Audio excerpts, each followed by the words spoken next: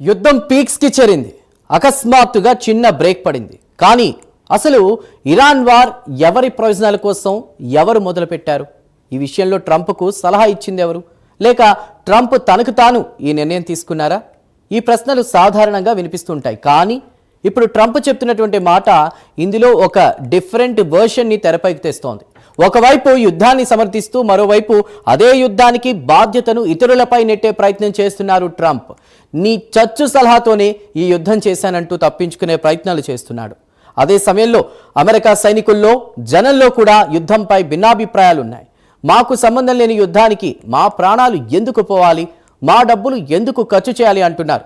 ఈ ప్రశ్నల మధ్య ట్రంప్ మాటల యూటర్న్లు, రాజకీయ విభేదాలు, సైనిక కుటుంబాల ఆందోళనలు అన్నీ కలిసి ఇప్పుడు ఈ యుద్ధాన్ని మరింత సంక్లిష్టంగా మార్చుతున్నాయి. ఇప్పుడు ట్రంప్ మాటల్లో మార్పులు యాదృచ్ఛికమా లేక వ్యూహాత్మకమా?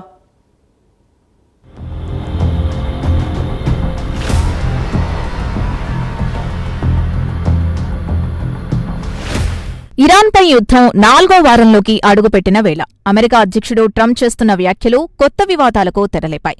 యుద్ధానికి సంబంధించి తనపై వస్తున్న విమర్శల్ని తప్పించుకునేందుకు ట్రంప్ ప్రయత్నిస్తున్నారు. ముఖ్యంగా రక్షణ శాఖ మంత్రి పీట్ హెగ్సెత్ పేరును తెరపైకి తెచ్చారు. ఇరాన్పై దాడి చేయాలని మొదట సూచించింది హెగ్సెతే అంటూ వ్యాఖ్యలు చేశారు. టెన్నెసీలో జరిగిన రౌండ్ టేబుల్ సమావేశంలో ట్రంప్ చెప్పిన మాటలు ఈ అనుమానాల్ని మరింత పెంచాయి. ఇరాన్ అణ్వాయుధాల్ని తయారు చేయకూడదు కాబట్టి దాడి చేద్దామని తొలుత హెగ్సెత్ సూచించారని ట్రంప్ తెలిపారు. అయితే ఇదే సమయంలో తాను పలువురు ఉన్నతాధికారులతో చర్చించి నిర్ణయం తీసుకున్నానని ట్రంప్ ప్రకటించడం కూడా ప్రస్తుతం చర్చనీయాంశంగా మారింది. దీంతో యుద్ధంపై నిర్ణయం తన ఒక్కడిదే కాదంటూ ట్రంప్ తప్పించుకునేందుకు ప్రయత్నిస్తున్నట్టు తెలుస్తోంది. అలాగే ఒకవైపు యుద్ధాన్ని సమర్థించాల్సిన పరిస్థితి, మరోవైపు పెరుగుతున్న విమర్శలు, ఈ రెండు ఒత్తిళ్ల మధ్య ట్రంప్ తన మాటలు మారుస్తున్నాడనే విమర్శలు వినిపిస్తున్నాయి.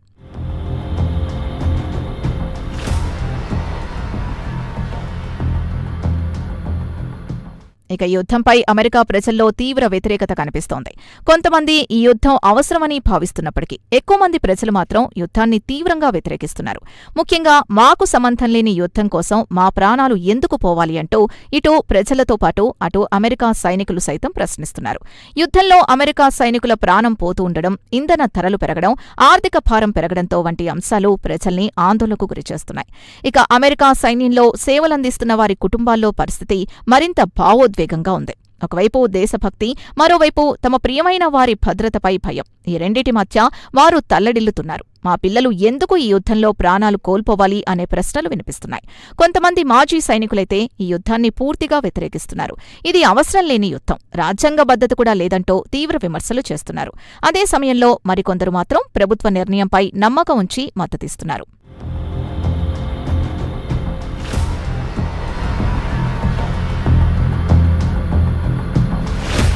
మరోవైపు అమెరికా రాజకీయ వర్గాల్లో కూడా ఏకాభిప్రాయం లేదు. ఉపాధ్యక్షుడు జేడీ వాన్స్ ఈ యుద్ధంపై అంత ఆసక్తి చూపలేదని ట్రంప్ స్వయంగా చెప్పడం అంతర్గత విభేదాలకు నిదర్శనంగా నిలుస్తున్నాయి.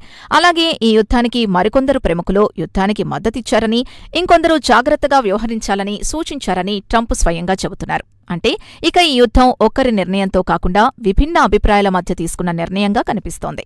ఇక్కడ మరో ఆసక్తికర అంశం ఏంటంటే ట్రంప్ ఓవైపు యుద్ధాన్ని కొనసాగిస్తూనే మరోవైపు చర్చలకు సిద్ధమని చెప్పడం. ఇరాన్తో చర్చలు జరుగుతున్నాయని ఆయన పేర్కొన్నప్పటికీ ఇరాన్ మాత్రం అలాంటి చర్చలు లేవని ఖండిస్తోంది. దీంతో అసలు యుద్ధ లక్ష్యమేంటి, ముగింపు ఎప్పుడు అనే ప్రశ్నలు అలాగే మిగిలిపోయాయి.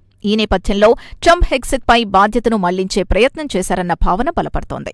అలాగే యుద్ధంపై విమర్శలు పెరుగుతున్న నేపథ్యంలో యుద్ధం ఆలోచన మొదట తనది కాదు అనే సంకేతాన్ని ఇచ్చేందుకు ట్రంప్ ప్రయత్నిస్తున్నట్టు తెలుస్తోంది. అయితే ఇలాంటి వ్యాఖ్యలు అమెరికా ప్రభుత్వ విశ్వసనీయతపై ప్రభావం చూపే ప్రమాదం ఉందని విశ్లేషకులు హెచ్చరిస్తున్నారు.